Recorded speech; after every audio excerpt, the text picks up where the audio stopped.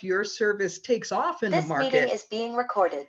and it booms, are you prepared for the volume of customers and the volume of business that would be coming in through the doors? And so that's what we're going to work on today and talk about today, is making sure that you incorporate into your marketing strategy those thoughts and those strategies for being ready for your customers. So here's what's on the agenda for the time together we have. So we're going to talk about, is your business ready for customers? We're going to talk about researching and obtaining new customers. So understanding the customer journey a little bit.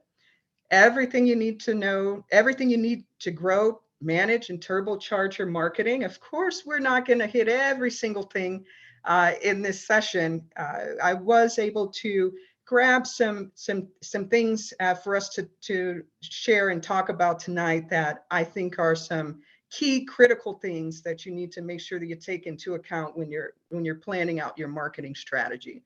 And then also digital loyalty programs.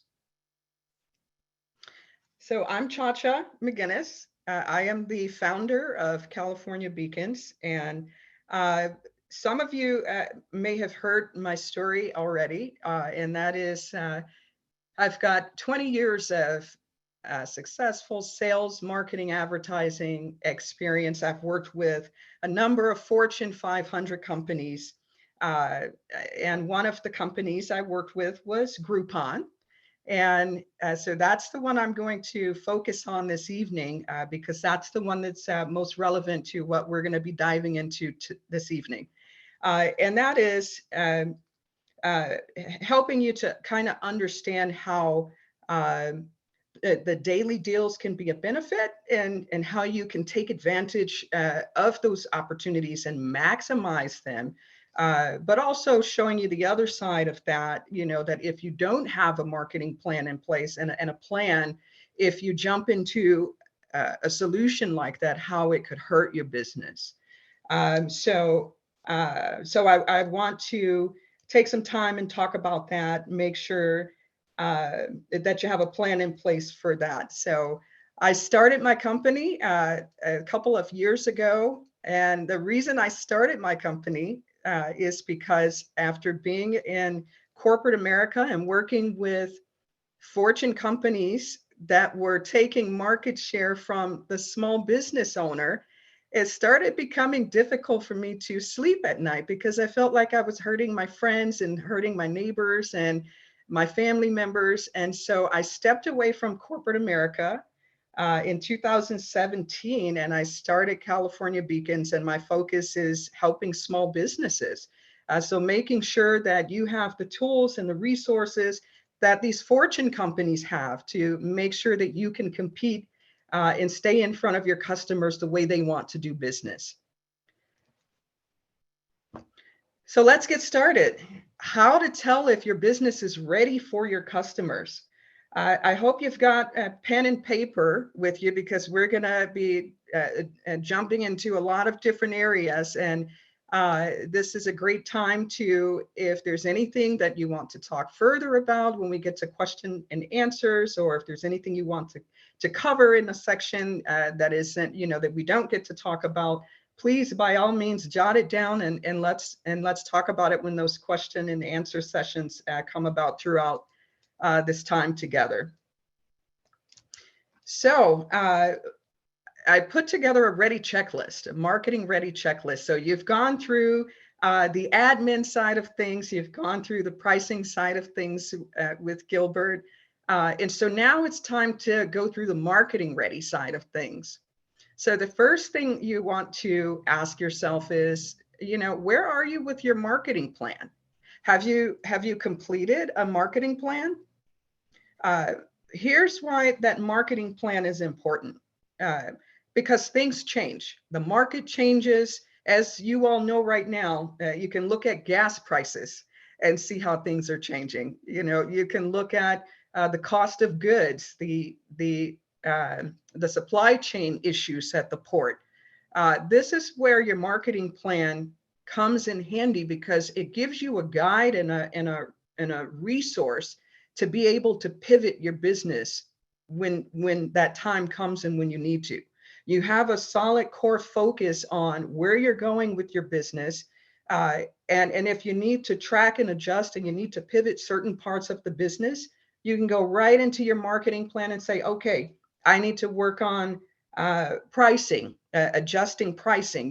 Do we want to charge a surcharge, or do we want to just increase the price of our products? These are all things that your marketing plan would help you to plan that next course of where you take your business with any changes that happen in the market, in your business, and just throughout the years.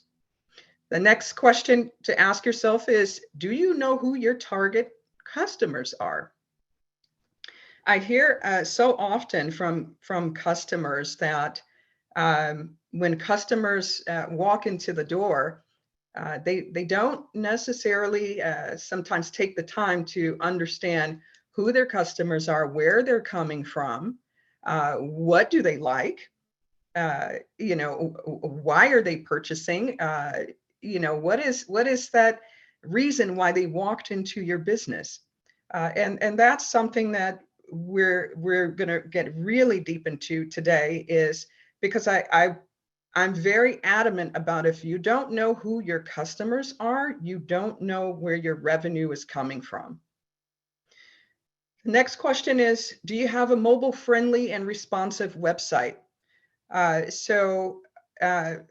Google makes about 600 algorithm changes a year. And so one of those things that they changed some years ago is making sure that when people search Google, they find what they're looking for fast, quick, easy. And so part of that came back to businesses is making sure that your website is mobile friendly, making sure that it's responsive. And what that means is it conforms to the shape of whatever device someone is searching on. So if I'm on an iPad, the website conforms to the size of that iPad. If I'm on the laptop, it conforms to the size of the laptop. So you want to make sure that your website is mobile friendly and responsive. The next question is, did you claim your business on Google and Yelp?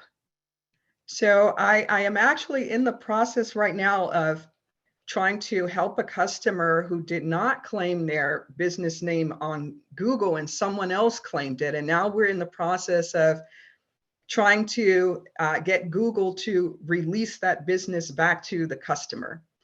So majority of the time you can get it released back with the proper information to Google, but it's a pain.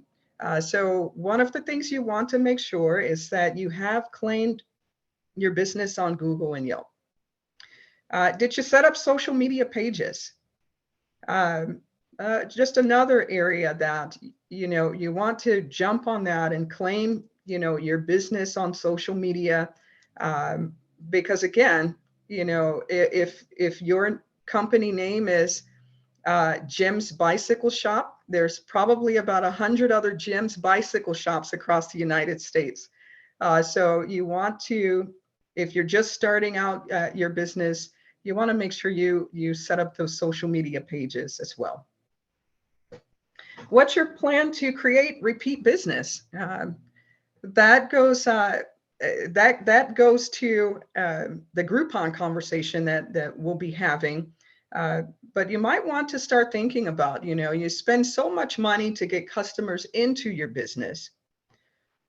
How do you get customers coming back to your business? Again, that's another area that I find customers sometimes tend to forget about, or they don't think about, how do I get people back to the business?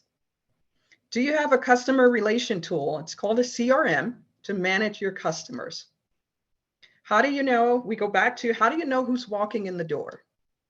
How can you reach out to me on my birthday and let me know, hey, Chacha, we know it's your birthday. Come on and have a cup of coffee on us. Thanks for being a great customer.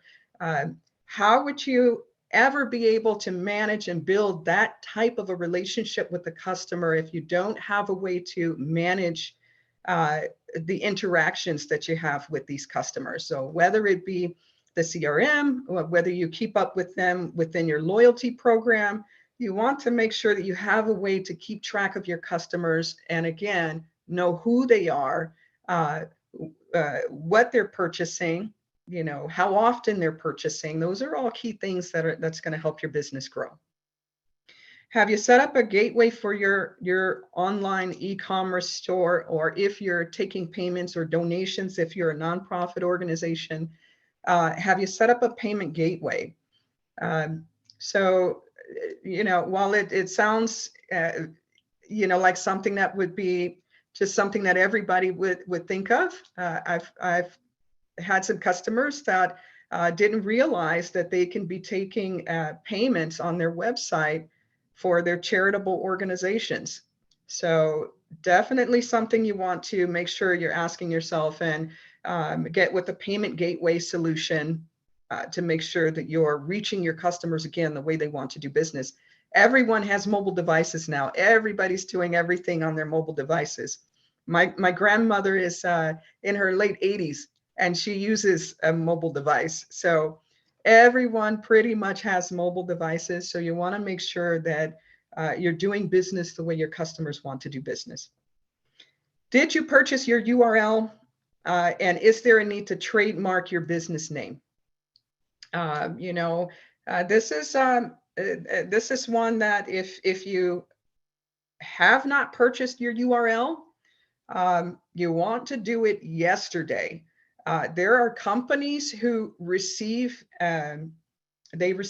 information about everybody who starts a new business, and they'll go out and they'll purchase the name of your business, the URL, and charge a ridiculous amount for you to get your URL, for you to get ownership of your URL. So when you start thinking about a business, I tell everyone, whenever you have the idea that, okay, I'm thinking about starting a business, I would definitely go on to one of the, GoDaddy or Namecheap, whichever one you use, and purchase the URL. It's about $15 for the year, at least while you're trying to make the decision whether or not you want to start that business, or that's what you want to name the business. At least you secured that URL.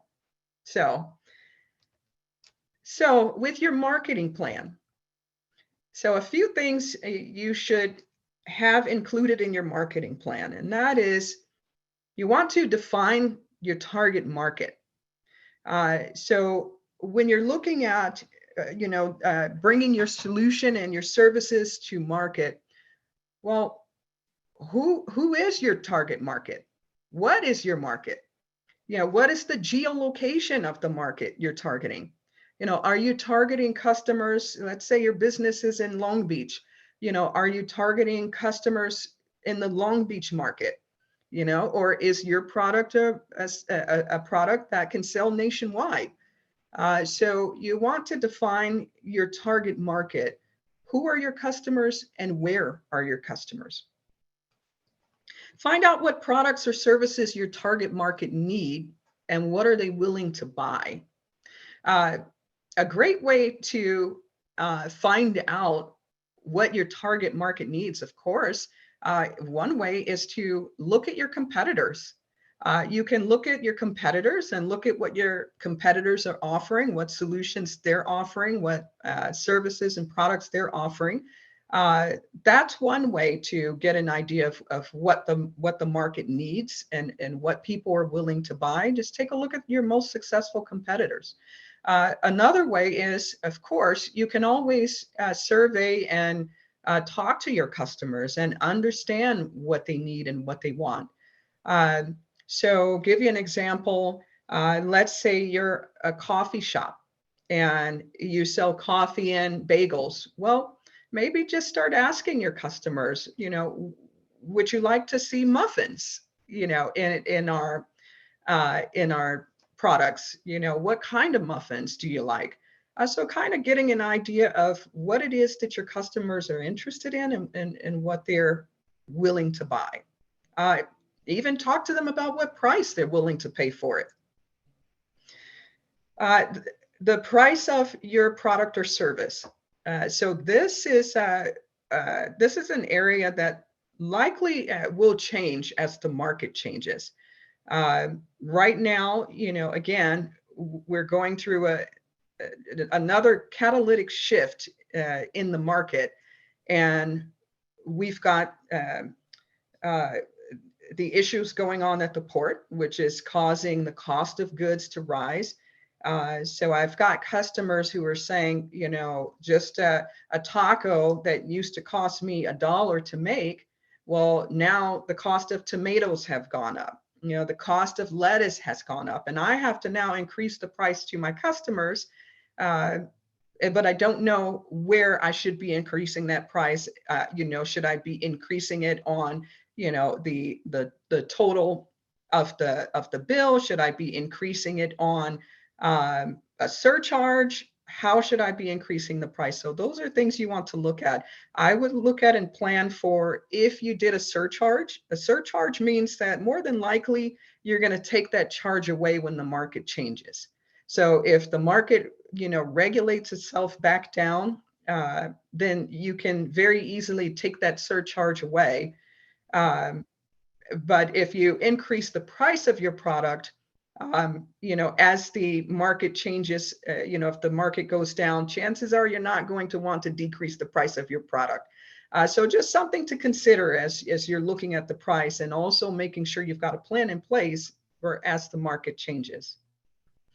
Advertisement of your product or service. So making sure that when you put the plan together, you identify which social media solutions, which social media outlets are the best places for you to advertise your products.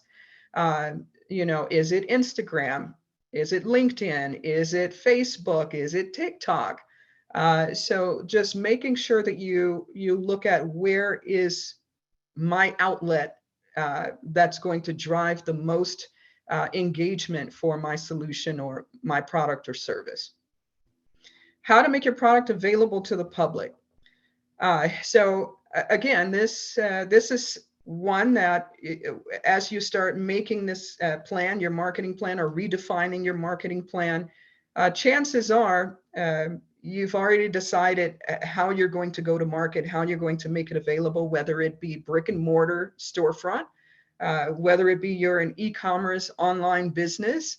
Chances are you decided that, before you even made the marketing plan. So just looking at how you're making, your service or product available to the public, and making that tie into everything else above. So don't forget to, as you're doing your marketing plan, you want to do a SWOT analysis on your business. So here's why your SWOT analysis is important. It's going to help you to understand what your strong points are and what your weak points are. So when you're building your business, we're not strong at everything. There are going to be areas that we're weak in, but those are areas that we're able to grow from. Those are areas that we know where it would be difficult with regards to our relationship with customers. So I added here Google SWOT analysis, just to give you an example of a high profile SWOT. So you can see from their strengths, Google recognizes that they're the #1 search engine. They're the #1 mobile operating system. They're a globally recognized brand, right? Who would think that Google has, these weaknesses?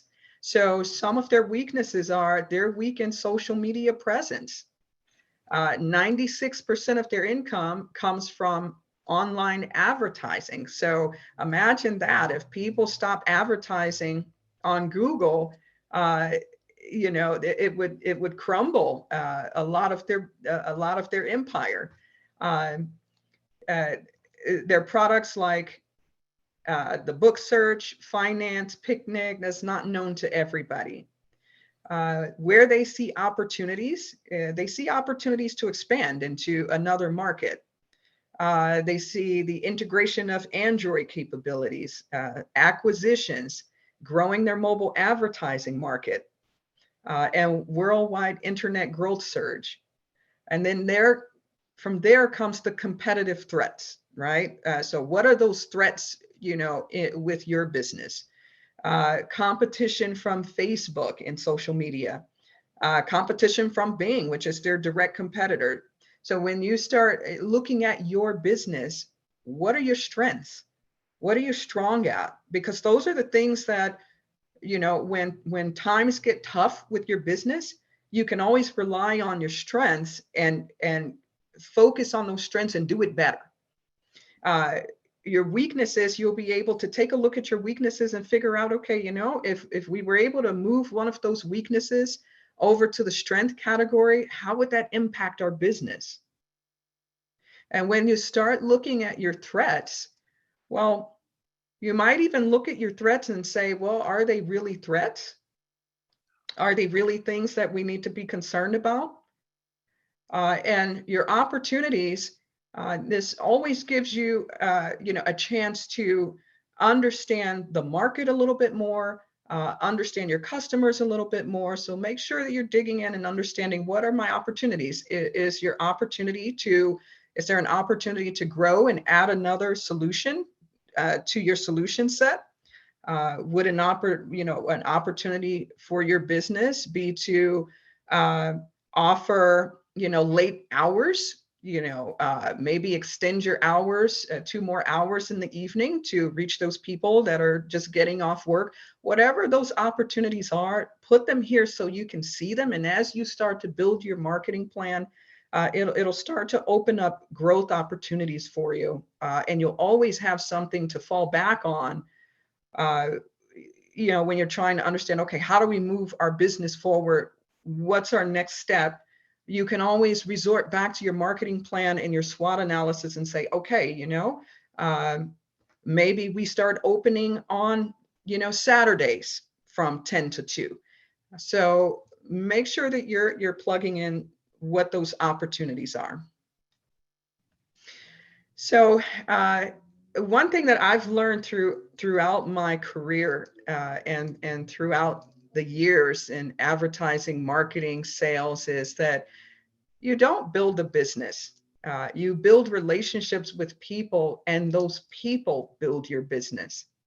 So you'll hear me talk about this a lot, and that is, when you get to the point that you understand that you're not selling a product, you're not selling a service, you're not selling a widget, you're actually selling a relationship, you're selling an experience with another human being. That's when you'll start to see your business, start to skyrocket a little bit more. Because here's the reality of it. We live in a day and age where you can have all of the products, all of the services, you can have the most amazing solutions, but people will come to you and take the knowledge and take the information that you have, and they'll go home and they'll go online and go to Amazon and buy the same thing that you're offering, or they'll go online and search for the least expensive price. And so that's why you want to make sure that every single customer that comes into your business, you're creating those micro experiences and building relationships with them, because they will understand. They'll understand that the market is going through a difficult time. They want to support your business. They just want to feel like they're a part of your bigger picture. They want to feel like they're a part of your business, that they matter to you. So focus on building those relationships with your customers. Are there any questions on that section?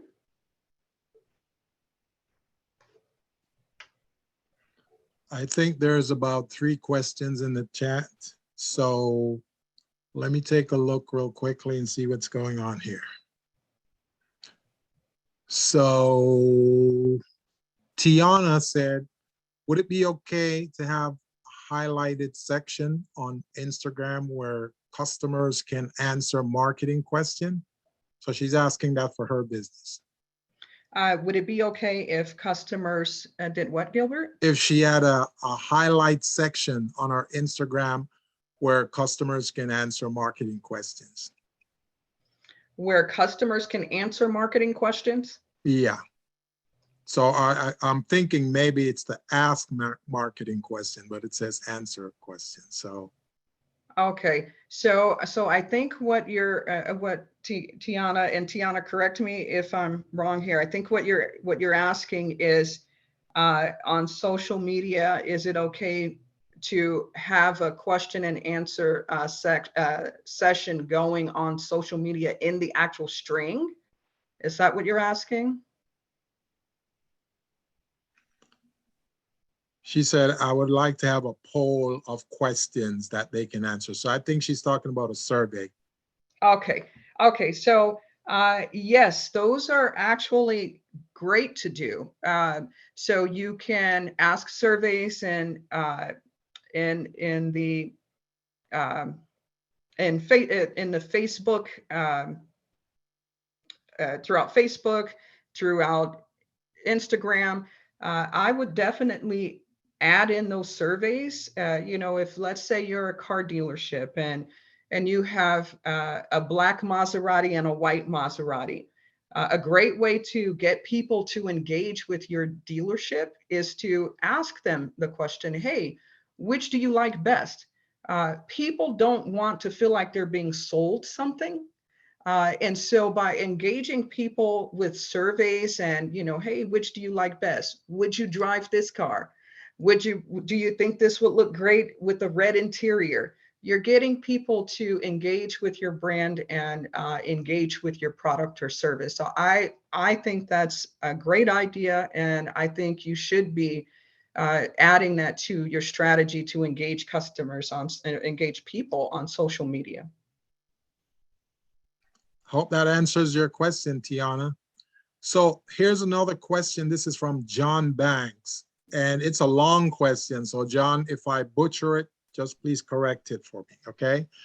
John said, I would like to begin distribution through supermarkets and places of business with storefronts, as well as continuing to go on no-cost distribution through the churches. So did you understand that, Chacha? Or you want me to read it again? So what exactly is the question? So he's saying that he'd like to begin distribution through supermarkets, other places of business, and places with storefronts. What is the product that he's offering? Magazine. He has a magazine business, so he's trying to get it. You'd like to distribute it to supermarkets and other places of business and even churches, so they can make those magazines available to their population. So is it like the Coupon Deals magazine? John, you wanna add some flavor to this for us so we can better understand it? And when you ask questions, guys, if you can just ask a short question, because when it's long, it kind of takes us in a different direction. So while John is putting together his question, Ricardo Pacheco is asking, he said, I'm an electrical contractor and I use apps like Home Advisor, Gateway, Front Porch, etc. This is very expensive. What do you recommend as an alternative? I recommend building your own organic audience through social media. You can start engaging in groups on social media, on Facebook, so you can list your services in Facebook, in the Facebook Marketplace. I would definitely get my services in, in those marketplaces and start talking to people. Keep in mind that we live in a day and age of social engagers, and we're going to talk about that social proof. But people are looking to hear from other people whether or not they've done business with someone and whether or not that business is reputable. Give you an example, I use Nextdoor. And the reason I use Nextdoor, I was looking for a painter. And I chose to go through Nextdoor instead of going through any of the other portals, the Craigslist and any of the other portals, was because these people are my in the Nextdoor app are my neighbors. And I know that if they've hired a painter that did a great job, and a few of my neighbors have hired that same person, then hey, I want to hire that person too. It takes the brain work out of it for me that I know that that person is going to come here and do a great job. So I would start looking at how do you organically build your audience, and Facebook Marketplace is a great place. Getting into some Facebook groups, and even joining your Nextdoor app and letting people know, hey, I'm here. Here's the services that I offer. If you need my services, I'm here to help. Excellent. So I'm going to go through two other quick questions before Chacha continues, because I want us to stay on schedule. So Cheryl Dawson has a question. She said, are you familiar with Wix.com? And is this a good place to register my domain name? So there's so many of them out there. The one that I use is GoDaddy, and I recommend GoDaddy to all of my customers. I've used a number of the companies, but I have found that GoDaddy is the one that's most flexible. It's the easiest to use, even with setting up emails. We haven't had much downtime or any downtime at all with emails. Yeah, I know lots of people that use Wix. It's just a matter of preference. GoDaddy is probably a little bit more expensive, but I feel like you get what you pay for. And I value the service that I get from GoDaddy. So, it just depends. If you're going to be doing a DIY website, Wix is very easy to use for a newbie. So if that's where you start, you can always move it over someplace else, at any time. Okay, Cheryl, I hope that answers your question, Cheryl Dawson. Hope that was good. The next and final one that I'm gonna ask is Kidada Medina. She wants to know, how does one claim their business name on Google and Yelp, and is it costly? No, it doesn't cost you anything. It's absolutely free. That's why, you definitely want to do it yesterday if you haven't done it. So you have to set up your Google My Business account. Again, doesn't cost you anything, and register your business. Once you register your business there and claim your business, it'll start that process for you of making sure that you're on the map with Google. Now, if you Google your business and you see there's a link at the bottom that says, are you the business owner? Claim this business. You can also start there and just click that link if your business is showing on Google already. Same thing with Yelp. Most businesses are already in Yelp. So all you need to do is type in your business name in Yelp, and it'll ask you, are you the business owner? Do you want to claim this business? Absolutely, you do. So that's where you start with claiming both of your business on Google and Yelp. If your business isn't listed, you just register a new business. Excellent. Thank you for that, Chacha. And You're folks, just so you know, we're going to go through all of these questions tonight. So I'm going to save the rest of these until the end of the presentation. So then Chacha can go through them expeditiously for you and provide you with the correct information that you are looking for. Also, remember, this presentation is being recorded, so you guys will get a copy of the link tomorrow, and you can go through it and revisit, okay? So Chacha, you may continue. Okay, all right. So researching and obtaining new customers. Some of you may have seen the customer journey roadmap. So I know we have, some businesses that are at different stages of your marketing. Some are just getting started and building a plan, and we've got some that are quite advanced. So I'm, going to try to make sure that, I try to reach both sides, of the table for everybody, and hopefully we end the evening and you were able to take away something to help your business. So let's talk about the customer journey. This is kind of what the customer journey looks like. They start their search and they search on Google, Yelp, Bing, Yahoo, wherever, they search, and what they're looking for. So let's say customers searching for basketball. So generally what customers do is they jump right onto Google and they just type in basketball or basketballs for sale. So they start their search there to see what's out there. And then as they see what's out there, then they kind of move into a different phase. So now I'm starting to see, commercials on television, for the new basketball that's out. I'm starting to see ads pop up on Facebook. And so the customer is taking in that branding after they've done that search of what it is that they're looking for, because generally we don't notice ads until we're looking for something. So as they move through that phase, then they start to look at reviews. Okay, well, do I want to go to Walmart to get the ball, or do I want to go to Jim's sports shop that's at the corner of my house? And so they start looking at reviews to see, again, what kind of experiences have other people had? What are other people saying about this business? Has anyone else purchased this same basketball? What are they thinking about it? And so they get into that review process. Once again, here's that social proof, right? People are looking for affirmation from other people. I blame this on the internet.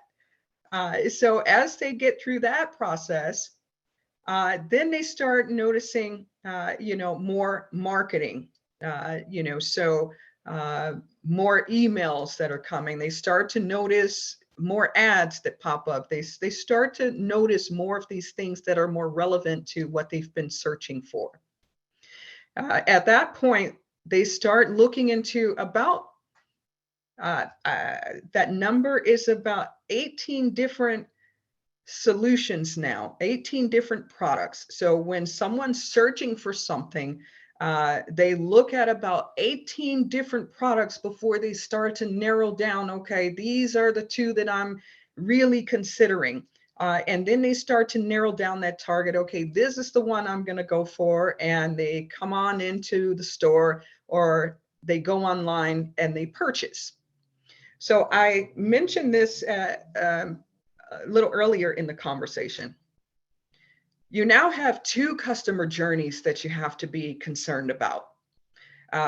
Because if you have a brick and mortar store, right, customers can go through that journey and they land at your front doorstep.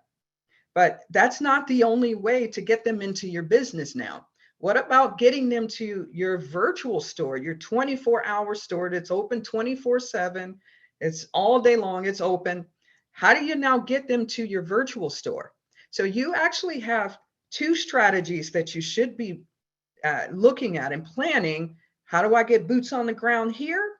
And how do I get them to buying more pies in my online store? Does that make sense? So make sure you jot that down, because you have a fork in the road here when you're putting your strategy together, that you need to have one strategy that ends at the brick and mortar store and one strategy that ends at the online store. So developing those relationships offline, online as well as offline. here's where kind of the rubber, I think, meets the road on this, because if you're developing a strategy, a marketing strategy that only gets customers to your front door, the concrete in front of your business, you're missing the mark. You're dropping the ball on revenue and potential customers. So you have to create that relationship online and offline together. How do you merge those two experiences together? How do you get that customer that walked into your store to go home and tomorrow they need something else from you and they go online and purchase something from your online store versus going to walmart.com, right? So this is the playing field has been leveled with digital. So you have to make sure that you're creating those experiences with your customer when they're in your store, when they are boots on the ground in front of you. You have to make sure that you're creating that experience so that when they walk away from you, they're thinking about you. They want to do business with you. They like you. And they're going to tell other people. They're going to give you the business even when your lights are turned off at the brick and mortar store. So that's where you want to create those micro experiences. Your customers must trust and respect you in order for them to follow you from offline to online. They must feel warmth and competence in order to even trust or respect you. So you have multiple opportunities to build micro experiences every single day when a customer comes into your business. So for example, timely calls to your customers, emails, being a resource by providing valuable information to them, being accountable when a problem occurs. Here's a good example of offline to online. Think about how you purchase. When was the last time you made a decision of, am I going to purchase something from Lowe's today, or am I going to purchase it from Home Depot? Right? So that's the first thing. So you made that decision. Which store am I going to walk into? Right? And so chances are, whichever store you walk into, whatever experience you have when you're in that store is going to carry over with you, so that when you get home the next day, you're talking to your spouse or your children, whoever it is that you're talking to about, okay, we're going to build a gazebo in the backyard. Chances are you'll go back online. If you had a great experience at the store, you'll go back online and make those purchases online with that same store, right? But then let's start looking at, why did you make the decision to choose either Home Depot or Lowe's? So this was a question I was asking my team here because we were talking about making sure that we're creating micro experiences with our customers, and how do we get our customers to come to us and then also have that experience online. And I related that to myself. I'm doing a garden project, and I'm building a planter box in front of the house. And I went into Home Depot. So this was in my decision set, right? Think about the customer journey. I was in my decision set. And matter of fact, let me put it back up. I was trying to decide, okay, do I want to go to Lowe's or do I want to go to Home Depot to get these bricks for the planter box? So I searched on Google, and I typed in bricks, retaining wall bricks. And first thing comes up is Lowe's and Home Depot. So I search online and look at both and see what they both have to offer. I looked at the price. Then I circled on around in my journey, and I started looking to see what people said about both bricks from both stores. And then from there, I decided, okay, well, it's down to, they both offer the same bricks pretty much. I mean, a brick is a brick, right? So they both offer the same bricks. They're pretty much close to the same price. Lowe's was a little bit more expensive than Home Depot, but I started thinking about the experience that I had inside the store. When I go into Lowe's, the store is clean, people are helpful, they ask if I need help, they'll show me around the store. But when I sometimes go into Home Depot, it's kind of like the Wild Wild West a little bit. And so it helped me to make my decision at that point, and I narrowed down my target, and I said, okay, if I have to take anything back, I would have a better experience going to Lowe's than I would Home Depot. And I ran into Lowe's and made my purchase. So think about your business.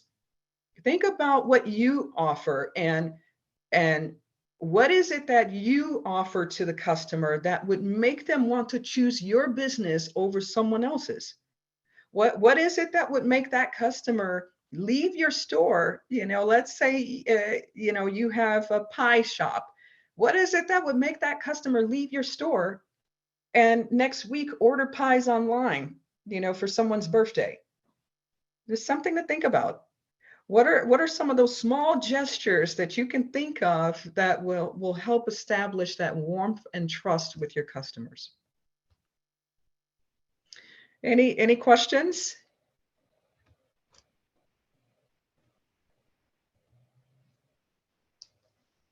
Gilbert?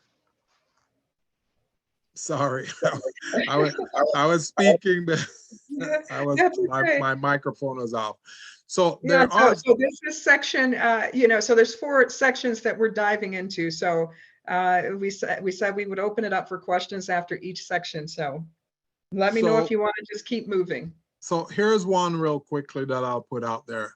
How do you provide a physical service online for dry cleaning business? Sure. This is from Vivian Bowers. She runs a dry cleaning facility. Mm-hmm. Yeah. So how do you run how do you take your physical? Yeah. Are you there? How do you take your physical business into online? Yes. So first up, hi, Vivian.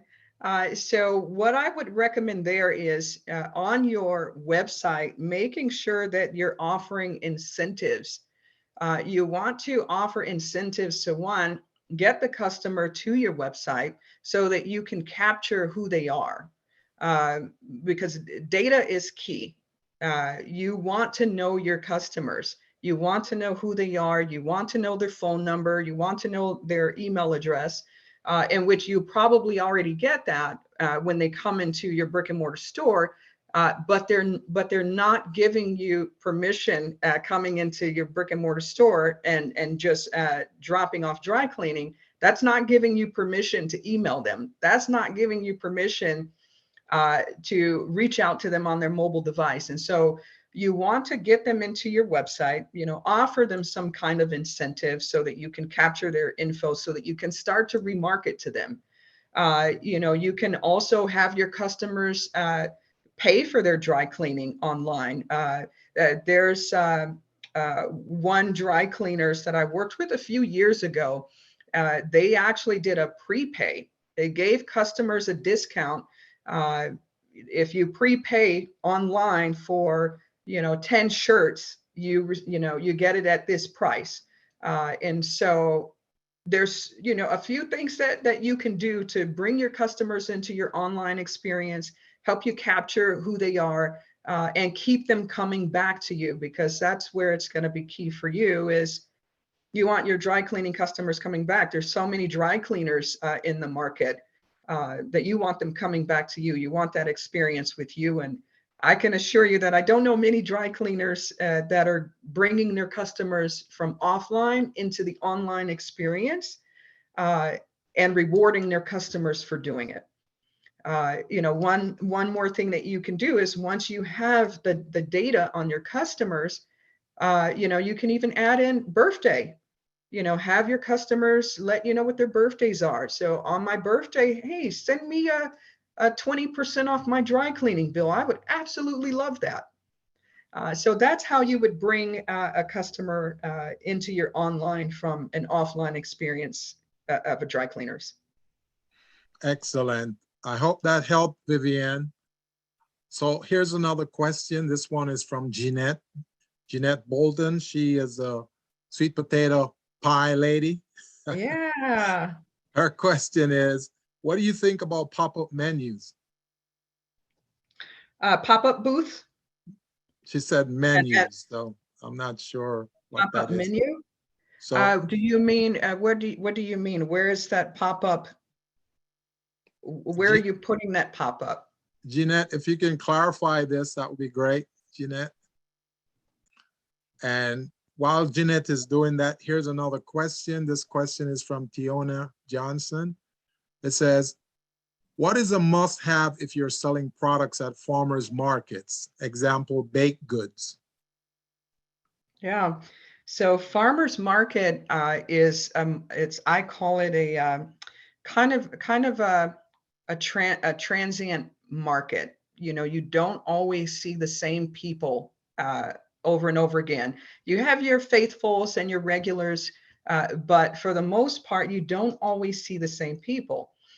This is very similar to what happens with Groupon customers. You have new customers coming in, you have no idea who they are. They come in and they buy something and then they're gone, and you don't know who they are, what happened, how to get them back. And so I would say, to follow this the same way you would get a Groupon customer back, and that's creating some kind of loyalty, having a loyalty reward in place for the customer. So if you sell uh, Gilbert, what is it that she sells at the farmers market? Oh, she sells, she makes cakes and other pastries. Okay, so one thing that you can do is you can create a punch card, a digital punch card.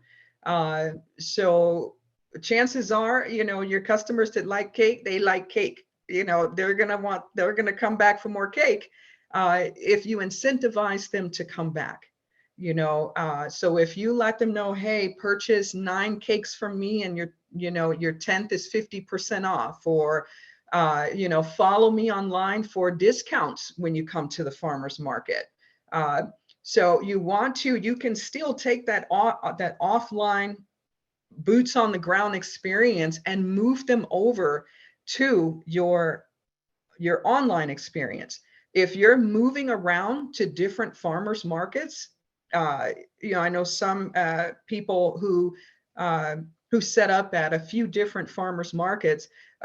Another great way to let your customers know where you're going to be. So if you get them into your online experience and get them following you, you can now start sending emails to them. Hey, I'm going to be in Long Beach this week. Hey, I'm going to be in San Pedro this week, and get your customers into your network online. So making sure that you're asking for emails when they're there, okay? Asking them to follow you online. And then the other thing is, you want to ask them to visit your website if you have one, and set yourself up a lead magnet on your website that offers an incentive. Sign up to receive notifications of where we are, and receive a 10% discount off your next order. So incentivize your customers. They can purchase from anywhere. They can purchase cakes and pies from online. Incentivize them to come back to you. Excellent, excellent. So we're gonna do one last one before you move on. And this one Okay. is from Roxanne Williams. Her question is, can you assist me with a website build and apply the marketing tools that you spoke about? Sure, I can assist you with the marketing build and, and apply the tools. Yes. So one of the services that we offer at California Beacons is we do offer responsive and mobile friendly websites. So it just depends on what it is that you're looking for.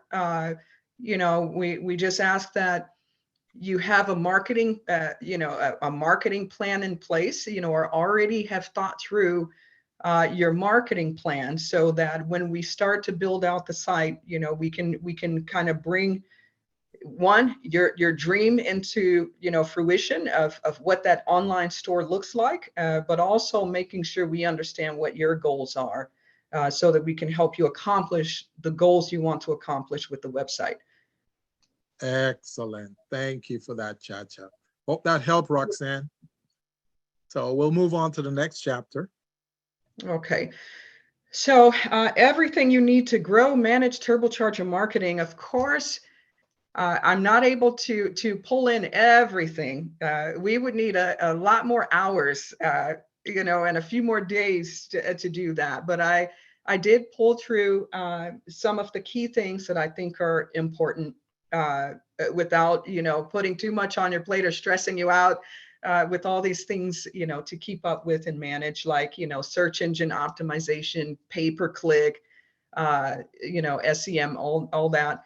I want to kind of keep the core basics that you're able to do yourself for a lot of these, just to help make sure you're growing your business from a digital perspective, because you have two audiences. If you have a brick and mortar store, remember, that's one strategy. And then you have to pivot that strategy to make sure that you're pulling those people into your online store. If you only have an online store, okay, you have one strategy that you're working with. You don't have to worry about getting people from the ground to the cloud.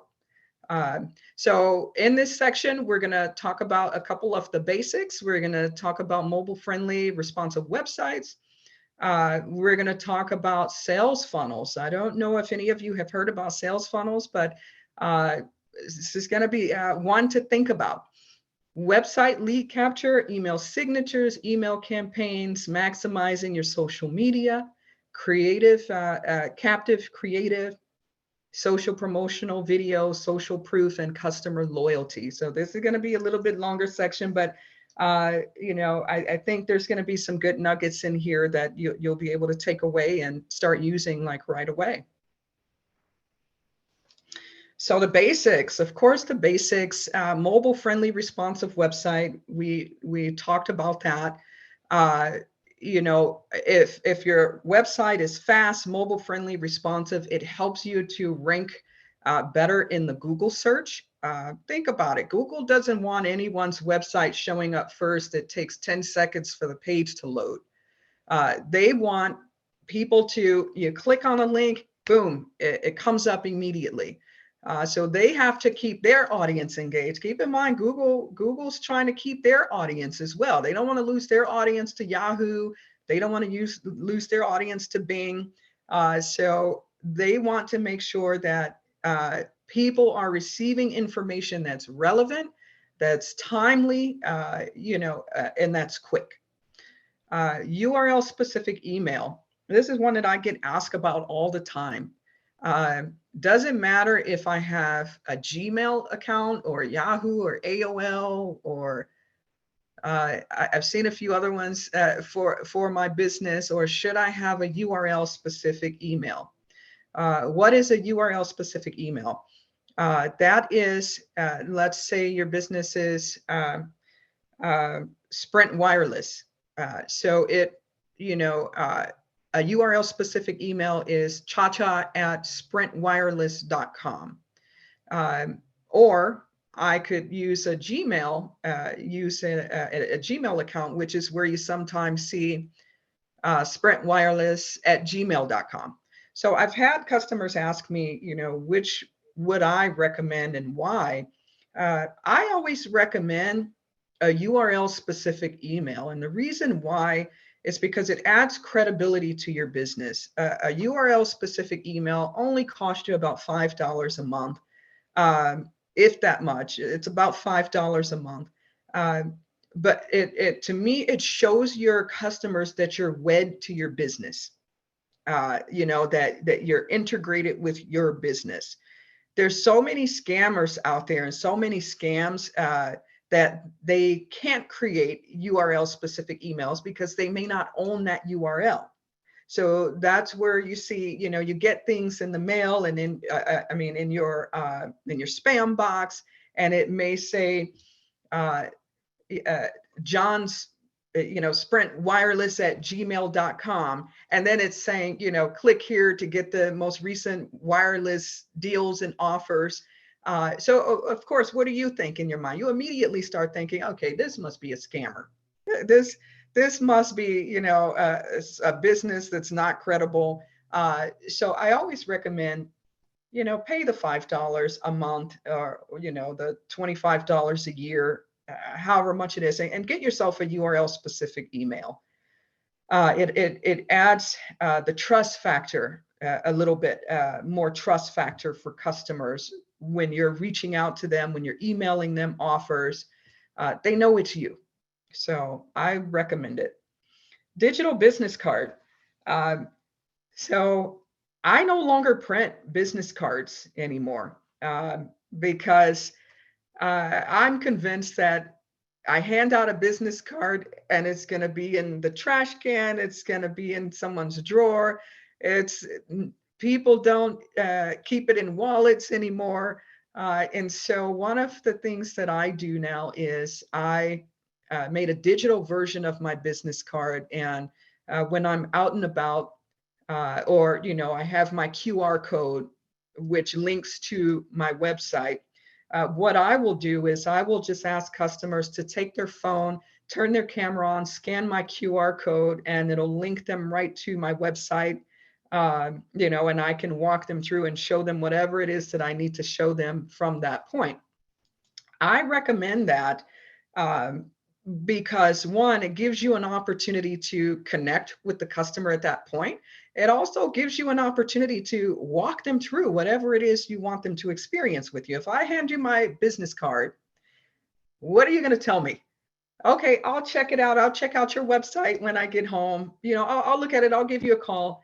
But if I have you take your phone and you scan my QR code while we're standing there together, and my website pulls up right there on your phone, I'm able to say, oh, check out this page.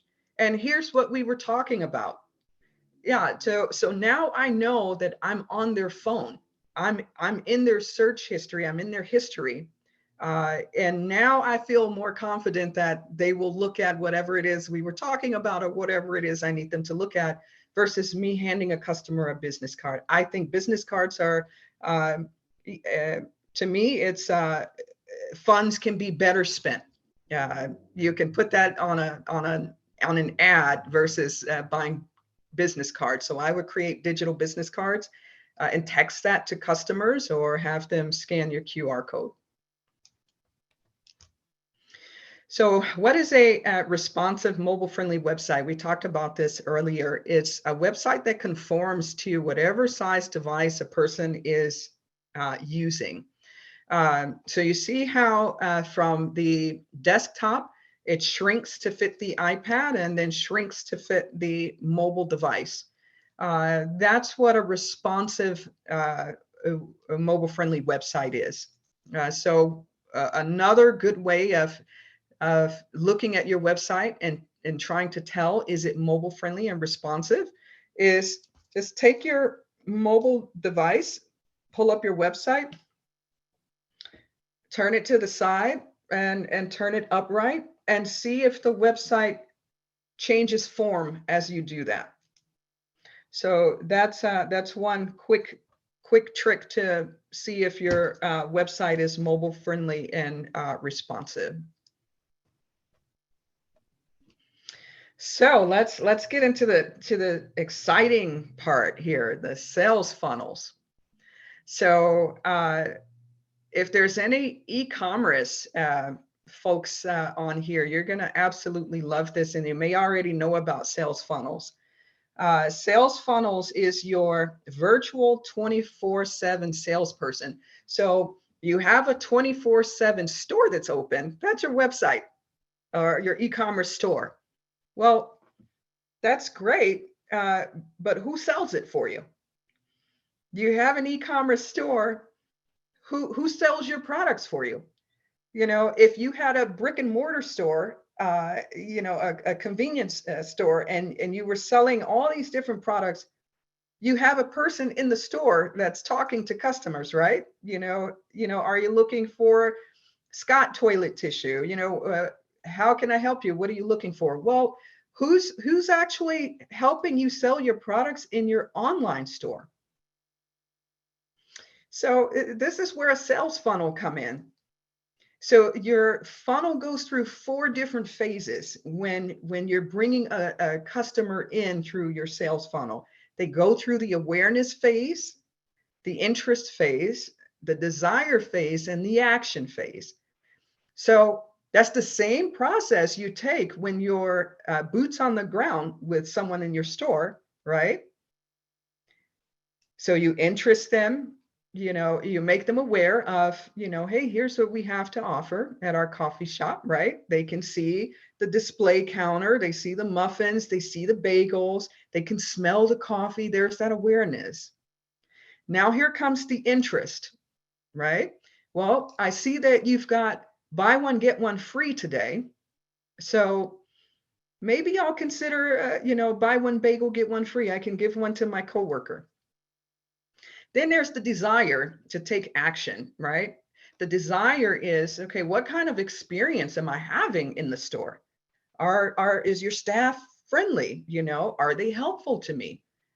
Well, that's what's going to help me determine whether or not I drive action to make a purchase at your store. It's the same process when someone's shopping online or they're looking at your online business. How do you create that awareness, interest, desire, and action when they're looking at your products online? So here's what a sales funnel looks like. And a sales funnel is going to end up being your best friend. I assure you, if it's not your best friend already, make it your best friend. Because the more someone is exposed to something, the more likely they are to buy, the more likely they are to purchase whatever it is you're offering as you break down, their objections. So this is kind of the format you can follow for a sales funnel. So think about your business right now. Think about what you offer, whether it's a service, whether it's a product, and I have an example to show you all, but I'll have to show it to you as we get to the end because I don't want to stop sharing this screen and then I kind of mess up the flow here. So, but someone who does a sales funnel extremely well is Grant Cardone. He's a motivational speaker. And so with the squeeze page, what you want to do is that's your awareness, right? That's the awareness of you getting your customer excited about what it is that you offer. I'm going to use Jeanette as an example, your business, your pie business. So on your squeeze page, this is where you're drawing people into the funnel. I've got the world's best pies because you do. I've got the world's best sweet potato pies. You're talking about how many pies, you've sold. You're talking about, how you started the business. You've been in business for all these years, and you get to the bottom of that squeeze page, and you let people know, hey, you can order one of my pies right now. I don't know how much your pies are, Jeanette, but you can let them know, hey, you can order one of my pies right now for $20. Okay, fantastic. I'm going to place an order for that one pie. And as I place that order for that one pie, then Jeanette's going to come in with the sales page, and now she's about to put it on. Think about this. This is your virtual brick and mortar, right? So now I've purchased that one pie, and Jeanette's going to ask me, do you want to purchase 2 more for someone else as a gift? Okay. Well, my sister loves pies and her birthday's coming. So yeah, I think I'm going to go ahead and purchase the 2. Okay. You can purchase 2 more and save $5 on 2 more pies. Okay, fantastic. And then I move into the next phase of Jeanette's funnel. And it's, it can go, a couple of different ways. I can offer another add-on.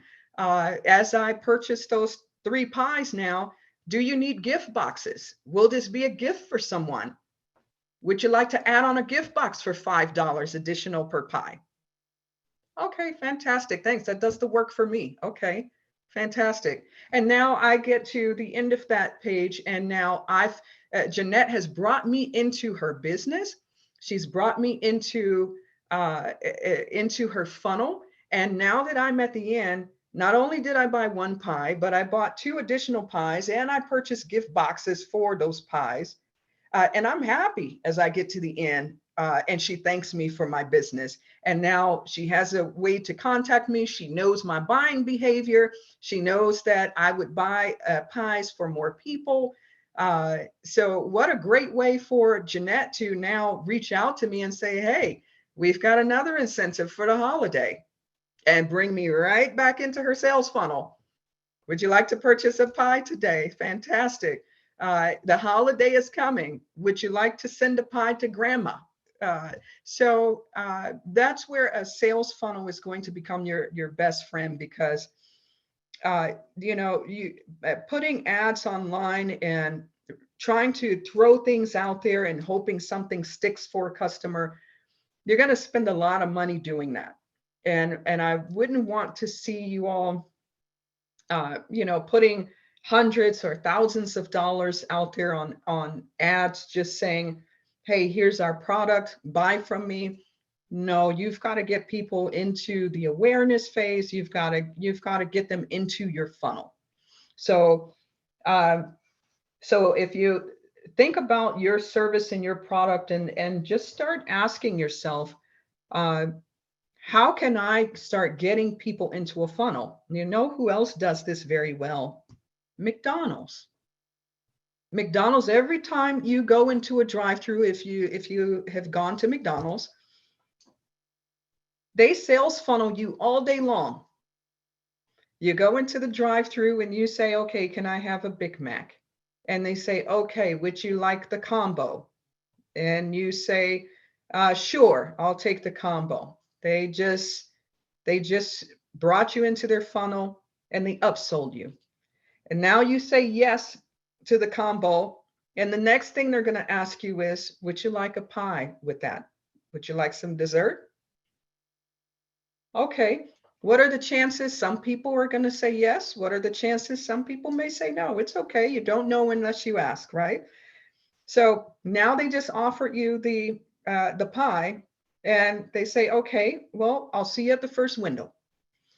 You get to the first window and they repeat your order back to you, right? So they're giving you that opportunity to add something else, and they ask you, would there be anything else for you today? Not today. So they just increased that sale, the revenue in that sale, by just asking the question and bringing you into their sales funnel. Another sales funnel is, you go into the grocery store and you get to the counter, to the register, and there's all these things at the register. There's gum, there's beef jerky sticks, there's all these different things. I've even seen at the grocery store, they put toys now at the end caps. And so subliminally, they're putting you through a sales funnel, because now the kids are going to be looking at the toys, and they put it down low enough for the kids to be able to see it. And so they're going to start asking for, hey, mom, I want this. And then you're going to start looking at all the things on the end cap in that area, and you may pick up a pack of gum, or so they do a subliminal sales funnel. You have to start looking at your business, think about your products, think about your services, and ask yourself, how can I create a funnel, a sales funnel, to bring my customers more into my process and more into my business? And you get them in, you get them to stay longer with you, you get them to come back again. And how do you get them to tell somebody? Those are the things you want to think about. So website lead capture. if you have a website right now and you're not utilizing some kind of lead capture, this is as we talked in the beginning, and I said, if you don't know who your customers are, you don't know where your revenue is coming from. You don't know where your revenue is. Website lead capture helps you to grab your customer base and get their permission to engage with them, and create that funnel. Engage with them and get them to buy more. Engage with them and be a resource. Save them money. Help them out. Give them information. So a website lead capture also allows you to do a couple things. It allows you to introduce new products to customers. It allows you to, everyone who comes into your website, you're able to capture who they are, and it gives you permission to remarket to those customers. So one good tool, and you want to write this down, it's called getsitecontrol.com. So GETSITE control, CONTROL.com. That's where you can get a subscription to be able to add any kind of lead magnet. These are called lead magnets to your website. So it'll give you the HTML code to drop into your website, and you can change these at any time. You can even do A/B testing and see which one works best, which one engages customers the most. But I definitely recommend getting yourself a lead magnet on your website. It stops visitors from abandoning. You can announce special deals, and it can allow you to upsell, cross-sell, entice people to subscribe, and then know your audience better. Know what people like, what they, what interests them, what makes them give you their information.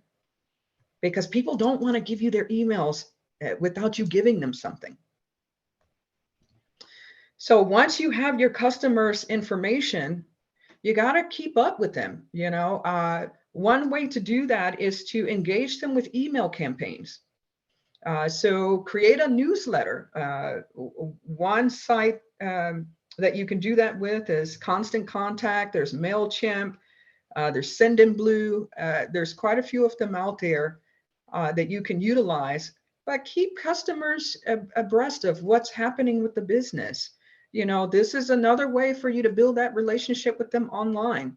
Tell them what's happening if you're having a pop-up event, or if you're having a special sale for the holiday, if a particular item is on clearance. What a great way to keep your customers engaged with you. So there's 4 kinds of emails that you can be sending to your customers. There's welcome emails. So when you get a new customer into your store, into your website, hey, welcome those customers. Thank you. Thank you for subscribing to our newsletter. Engage them. Let them know that it's not just a website that's capturing their info. I'm a human being behind the machine. Nurture emails. Provide the user with additional information that may be useful to them. So let's say I'm your customer and I buy power tools from you. You can send me an email letting me know that, hey, Milwaukee Tools discontinued this particular item. Just so you know in the future, here's a replacement.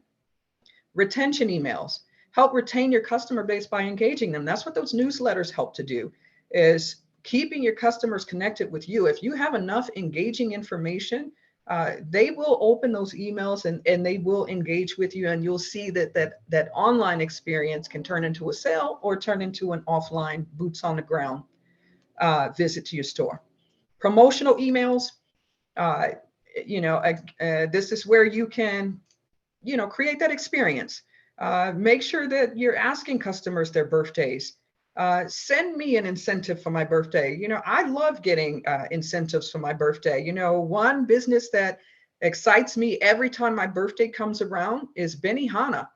They give you a free lunch, $35 lunch for your birthday. I'm so excited when they send me that email. I'm like, wow, that they really care. They remembered my birthday. Incentivize your customers. Let them know you're there. Let them know they matter. that you appreciate their business, and that you care. Email signatures. This is one that, I recommend to create clickable links within your email signature.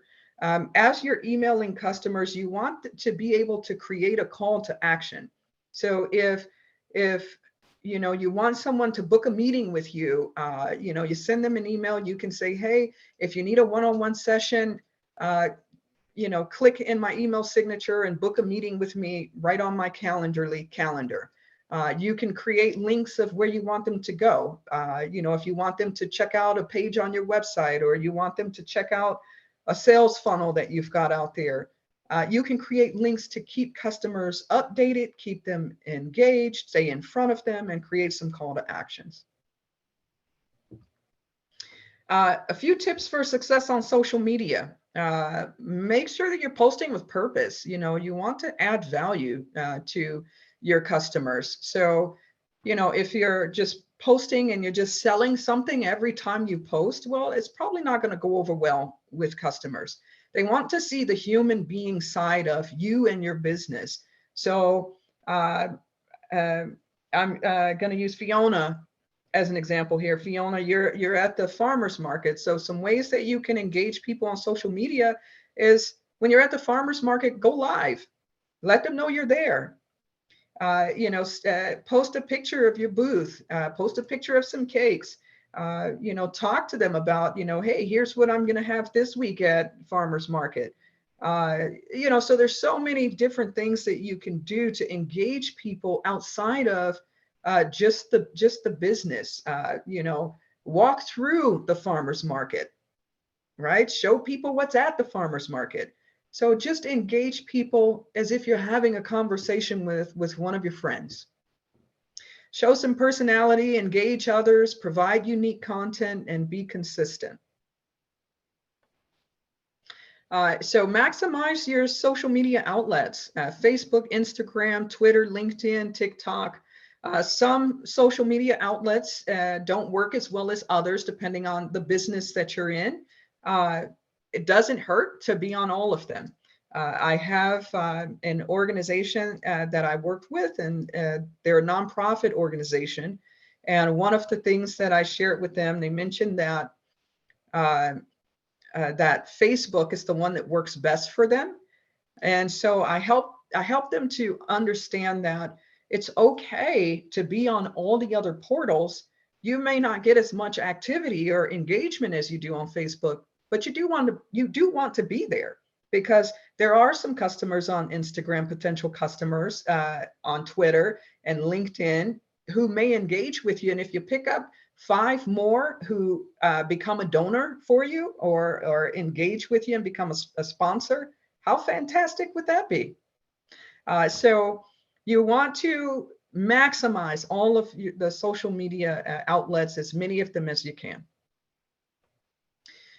Rise above the noise on social media. Make sure that your graphics are grabbing attention. So, think about yourself. When you look through social media, do you scroll to the videos, or do you kind of, do you stop at the static ads? Chances are your eyes gravitate to things that are moving on the page. And so I always recommend, whenever you can, do a mix. Have your static ads and have ads that that create some engagement and will cause someone to look. Social media videos. There's a couple different types of social media videos that you want to make sure you're integrating all of them. Facebook's and Facebook stories, Instagram reels, short form videos, long form videos, live streams. There's a lot of ways that you can engage customers with video. Another thing to keep in mind is Google owns YouTube. So making sure that you have videos up on YouTube will help with your Google ranking and your ranking in the Google search.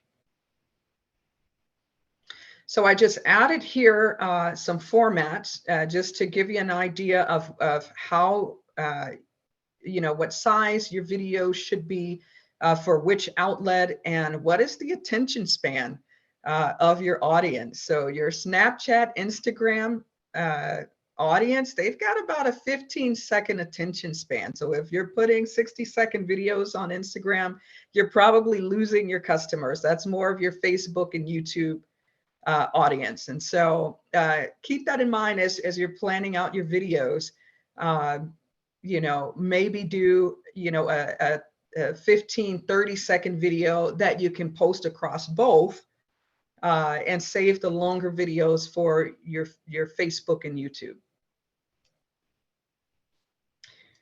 So just to give you an idea of how you could be engaging your videos with customers.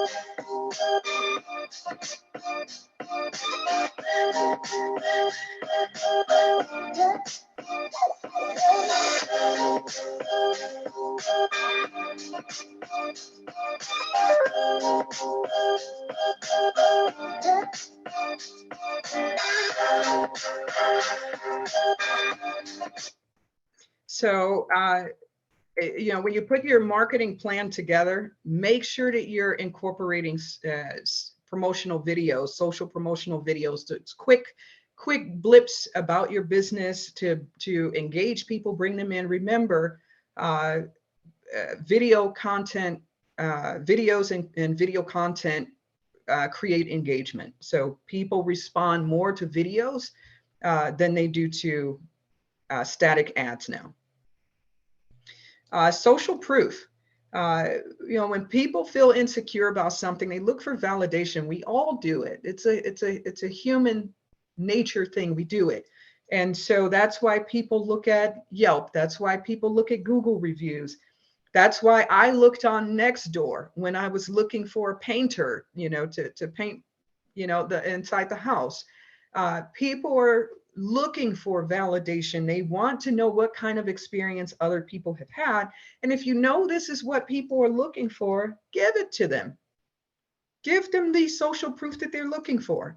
So one of the ways you can do that, if you have, let's say, an e-commerce store, with social proof, you can create widgets that will show how people are engaging with your products. So let's say you have a beauty supply, online beauty supply. You can, as people make purchases, you can have widgets pop up that say Chacha in California just purchased, these particular products.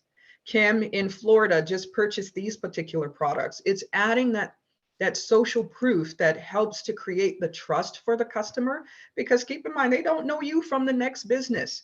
You're an online store. They don't know anything about you. So they're going to be looking for affirmation. They're going to be looking for ways to build trust and understand what kind of business you do. And if people are buying from you, they see people are buying, people are engaging, chances are they're going to buy too. It's that bandwagon effect. So there's with social proof, which is one of my partner solutions, because we're a marketing company that infuses technology in everything we do. So one of our solutions is social proof, and you can create lots of different widgets. So if you have a flash sale going on your e-commerce store, you can have that show up every time someone comes to your e-commerce store. So just give people the comfort that they're looking for to help them build trust in making a purchase from you.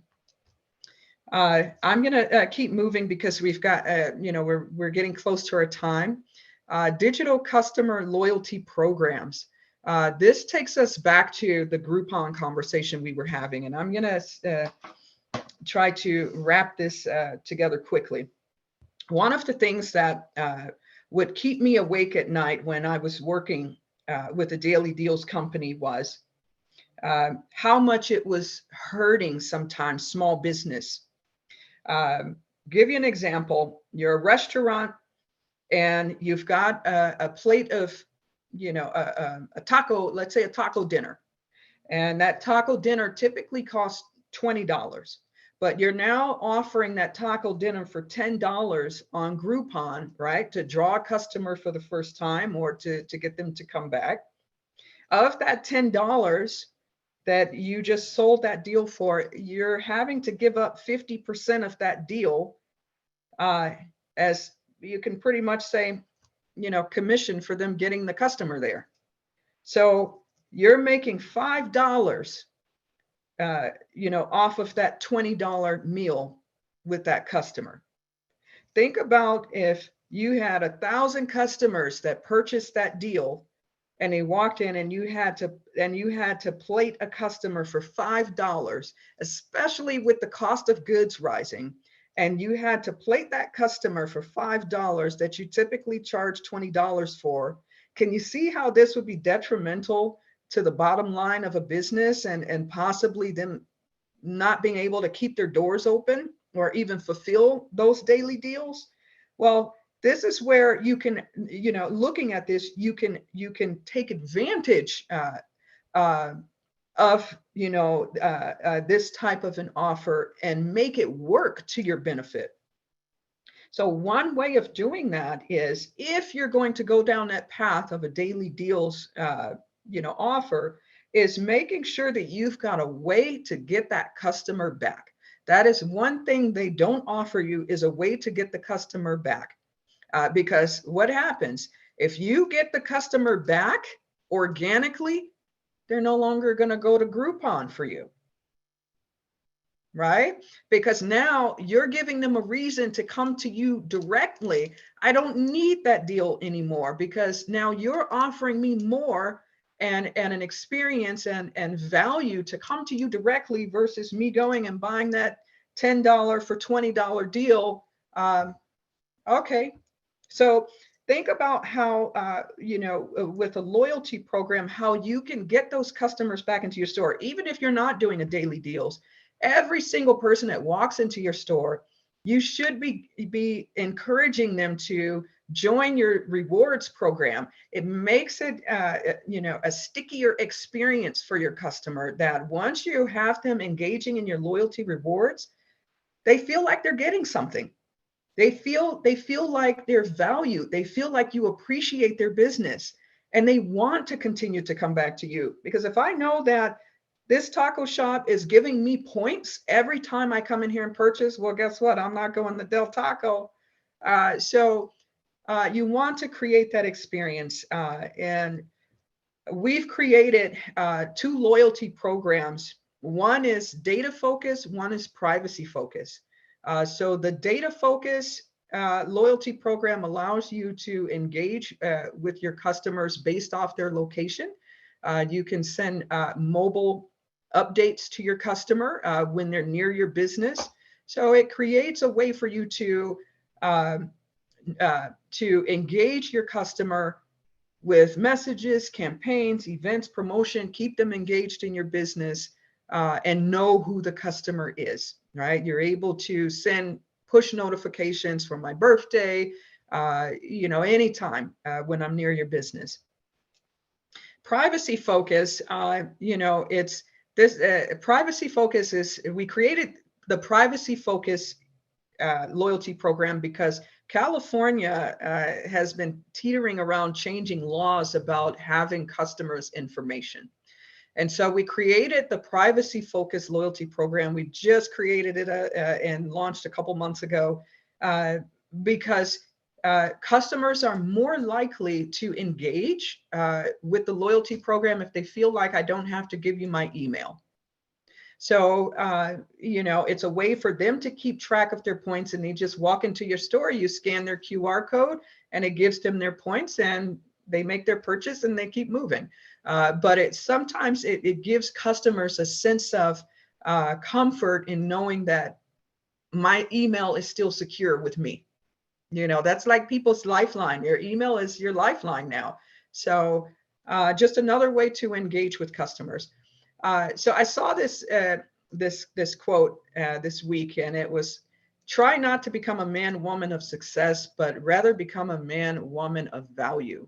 When thinking about what kind of value you bring to your customers, what is your value proposition? What is the commitment you're making to your customers to be that business of value for them? So now that you've gone through the admin portion of these workshops, you've gone through the pricing portion of these workshops. Now you've gotten a little bit of marketing. One of the things that I'm going to task you to do is to work and create yourself a marketing plan. If you do not have one, you want to create one. And now it's never been a more critical time for you to have a marketing plan so you can stay focused on what your goals and your objectives are, and you can execute. You don't know where you're going if you don't have the plan put together of how you're going to get there. So I'm going to send over to Gilbert a template of a marketing plan. And for those of you who already have a marketing plan, what a great time, with all of the cost of goods rising and the shortages, in the market. What a great time to revise your marketing plan. So I'm going to task you to create your marketing plan. Make sure you include your SWOT analysis, and so that you can start to understand what your strengths and weaknesses are and identify where you have opportunity in the market, and email it over to me. So my information will be here in the presentation. If you send me over an email with your marketing plan, I'd be more than happy to go through and give you some feedback or some suggestions with regards to ways that you can capture more of the market with your marketing plan. The other thing I'm going to task you to do is, in the email to me, I'm going to ask that you create a captivating header, email header. So if I was a customer and you were engaging me for the first time with your business and you were sending out an email campaign, what would you say to me in that email header? So I'm going to ask you to create an engaging email header, and in 5 sentences or less, tell me what you do and what it is that you want me to know about your business. So those are the things that I'm going to put up for the challenge, and I'm tasking you with, and I'd be more than happy to take time and go through your marketing plan with you and give you some ideas and some feedback, and hopefully give you some ideas to help your business grow. So some specials we have for everyone on the LAUL workshop here. So for everyone that's here on the workshop, we do offer free design mock-ups of website, responsive mobile-friendly website. So if there's anyone that would like to take advantage of that, just let us know and we'll send you over an onboarding form to help us get an idea of what your vision is, and we'll be able to show you what we can do for you to help make your vision come to life. Social proof, we do offer a 7-day trial to get in and play around with it and try it out and see how it works and understand how social proof works. I do recommend it if you have an e-commerce store. It's definitely something, or if you're selling anything online, you really want to consider making sure that you're providing people with trust and comfort and give them proof. Our loyalty programs, both of our loyalty programs, you can get started for free. And then marketing plan, if you send me over your marketing plan, I'll help go through the marketing plan with you, and I'm more than willing to also designate a 30-minute call to go through that marketing plan with you and give you any feedback and ideas. But you have to send over the marketing plan in order for me to schedule that 30-minute call in. Also, you'll have access to all of our marketing workshops. So as I said, we would be going for days. This could be like a week workshop, in order for me to touch on everything that you need to really turbocharge your marketing. So one of the things that I've done is created a workshop network, so that whatever it is that you're looking for every month, there's a workshop that you can join into. So if it's you want to learn more about search engine optimization, we've got a workshop for that. If you want to learn more about value proposition, how to create value propositions for your customers. So whether it be sales, marketing, advertising, we're here to help. So my contact information is here. Gilbert? Excellent. I love the presentation. This is phenomenal. One of the things I was thinking about while you're presenting, I'm going, you know, this is so amazing. Every time you present something, I learn something else. This is such good information that you're providing, Chacha, and thank you so much for that. Now, I see a few folks have some questions in here, so I'm gonna, you know, we got 10 minutes, so I'm gonna try to cover as many of these questions as possible. And I also have some information to share with you guys for next week's class. So let me go over the questions real quickly. Chacha, with you. Okay, I'm going to stop sharing screen here. No, it's okay. It's okay. You can keep your screen up. I'll just read them so that you got it. So the first one is from Antoinetta Edwards, and she said, how often should a marketing plan be renewed or revised? Antoinette, you said? Antoinetta. I recommend you review your marketing plan every year. Or if there's any shifts, catalytic shifts in the market, you want to review your marketing plan. For an example, I reviewed my marketing plan and had to track and readjust when COVID hit, right? Then I had to track and readjust again post-pandemic. And now I had to track and readjust again now that we are having, you know, supply chain issues. So you should be looking at it every year is what my recommendation is. But also as things shift in the market that dynamically changes your business, you should be looking at it then as well. And an example of that would be the fuel costs that's going up right now. I mean, the way fuel is impacting either distribution, travel, or even products, you know, that's another item that will force you to re-examine your marketing plan. So yes. Again, Gilbert, another thing to keep in mind with that is, you know, as these prices are increasing, it's hitting every business. Yes. Right. Yes. And so we all have something that's increasing with regards to our cost internal. You know, so how do you pass that on to the customer, or do you?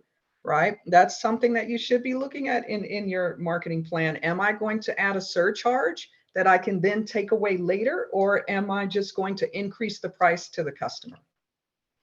Excellent. Excellent. So here's another question. This is from Mary Davids, and it says, how do you determine how much of your marketing budget you should spend in which category? Example, mailer, social media, Google ads, newspaper. And how would you divide the budget just starting out? So great question, Mary. I say, you know, you want to be where people are, and you want to understand the dynamics of how people do business now. People use social media for everything.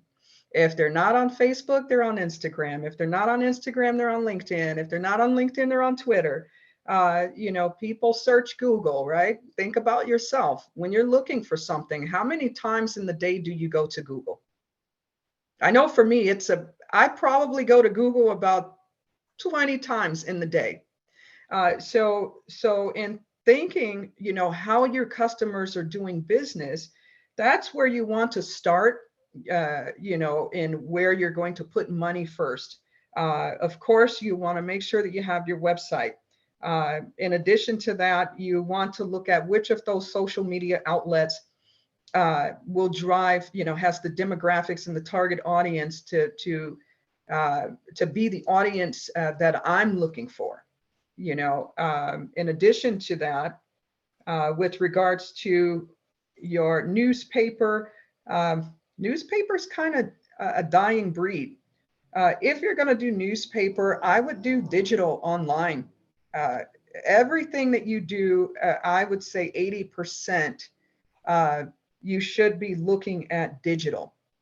Digital newspaper, digital radio online, Pandora, with regards to television, Sling, Roku, all these different digital outlets. But I don't know the last time that I saw a newspaper.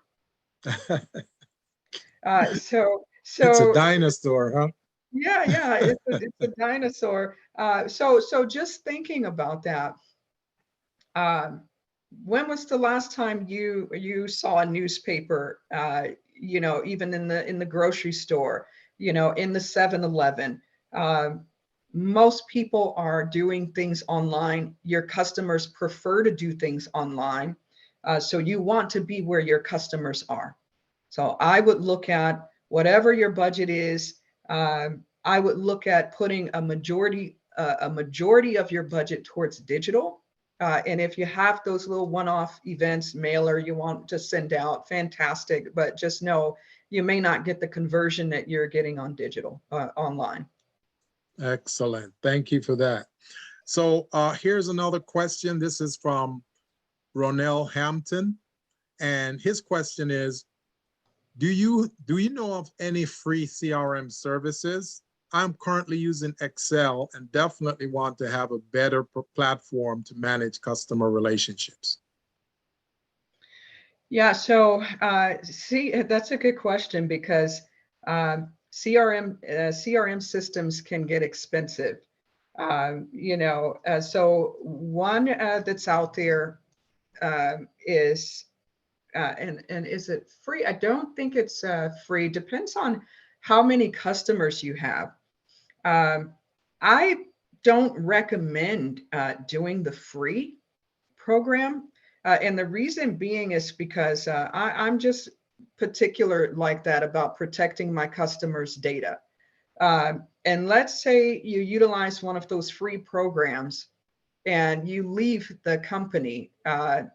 With those free programs, they now have access to all of your customers. And while they say they don't use it or they won't use it, well, you really don't know what's happening to your customers because you're not paying for it. It's free. So I personally use Zoho, but I'll have to look and see. I've used a few through the years. I'll have to look and see, and I'll send over to Gilbert the ones that I have used. I've used Pipeline Drive before, but again, I stay away from the free ones, but I'll check and see if there's any reputable ones out there that I can recommend to you. Excellent, excellent. So Nakia Hatley has a question. She said she loved what you're saying, and she wants to know if there's an app for digital punch cards that you know of. Yeah, I do. One is our loyalty program. So our What's Out digital loyalty program, you can create within the loyalty app. There's about, I think there's 8 different loyalty programs that you can create. So you can create a digital punch card. You can create a scratch and win card. So, where you do the Wheel of Fortune wheel and you determine what percentage of people win, you can determine the prizes that you want on the wheel. So you can get as fun as you want, or however you want to manage that. You can even create a membership, a points-based system. So our What's Out app, you can do that. Excellent. And one last question for you, Chacha. Tiona Johnson has this question. She said, how do you feel about text marketing? Yeah, so I think text marketing is a great way to reach your customers on their mobile devices. In order for that to be effective, you can't text people without their permission. So that's the first thing. So you have to create some kind of way to capture the data. So, as I was saying, get people, Fiona, are you the one with the farmer's market, right? Yes. So you want to capture people's information, their email address when they come to your booth at the farmer's market. You know, capture their information when they're on your website. You know, get them to engage with you on social media. And so, yeah, so I think, you know, getting that information first and having that database of customers that you then can text market to is the best way for you to create an engaged connection with the customer. Excellent. Thank you for that, Chacha. And I would just want to ask this quick question before I go into the next thing. Someone is listening on the phone right now, but I don't know who it is, and I want to give you credit for attending the class. So the last 4 digits of your phone number is 2893. If you can just text your name or the name of your company in the chat, that would be great. So you can get credit for attending today. I want to go ahead and thank Chacha for a remarkable, amazing presentation on marketing. I mean, like I say, I have some know-how on marketing, but you touch on some things that I didn't know, and I'm going, wow, love this. This is great. I'm thinking I may consider some of this for my business as well, especially that funnel you talked about. Love the funnel, love the idea. Everyone. I should have made that part of the homework, the Yes, challenge. please make it a Everyone, part of the homework. Yes, add that you to it, please. should have a funnel, and let's add that too, because I swear to you, Gilbert, you know, Yes. this is something that could make or break your business. Yes. You have to have a virtual salesperson. You got a salesperson in your brick and mortar store. Yes. Where is your virtual salesperson? That's your Yes. sales funnel. So when you send that email over to me, feel free to, if you want to share with me, you know, a funnel that you put together, send it Yeah. over, and I'll share with you what, you know, I think, and how we can, you know, even enhance it, or you know, let you know how to get it launched. Excellent. Excellent. Love it. Love it. I want to thank you so much, Chacha. You don't have to Thank go yet. you. You don't have to go yet, but we love you. We're going to have you back to do some more of this, because this is just the beginning of the iceberg. Now, those of you who are listening on this, or you're viewing this online, I want you to know of our next class, which is next week, Wednesday, March 16th. We're going to cover government certifications for your business, to assist you in getting your government contracts. In order to do that, you need to be certified first. So we're going to cover that next week. It's going to be amazing. Many of these are going to be SBA certifications. Some will be City of Los Angeles, County of Los Angeles. So we're going to touch on all of that. So those of you who are interested in certifications, or you've been thinking about it, you're not so sure, this would be a great time for you to check it out for your business. Okay? So I'm looking forward to seeing all of you next week. And I want to ask this question real quickly. I think we had about 5 or 6 new people who attended a class today. So I want to know if Courtney Lynch, Courtney, are you the same person as Evkin Lynch? I'm not sure. So if you are, put it in the chat for me so I can give you credit for attendance as well. Diamond Star, Jessica Bell, Leandro Campos, Logan Bauman, Brittany Moore. I want to thank you guys for, looks like this is the first time you guys are tuning in. Love it, love it, love it. Want you guys to keep participating so we can help your business. And those of you who have not done your one-on-one with me as yet, I really, really would like for you guys to schedule your one-on-one appointment so we can start looking at your back office, make sure your back office is set up so we can get you guys ready for grants, contracts, and loan opportunity. When I say loan, I'm talking lines of credit, okay, for your business. So we're here for you guys. We're here for you to hold your hands. And we have a few other counselors who can help you guys with one-on-ones as well. We've got Crystal Mitchell. We also have Gloria June and Rhonda Hallberg. So there are 3 other consultants who can help you guys with one-on-one as well. So please, please, please, let's do this. We've got 3 more classes to go, guys. I'm very excited. 3 more classes. Then you guys get to graduate. And then will move you on to next level where you can start getting contracts. So I want to thank you guys so much.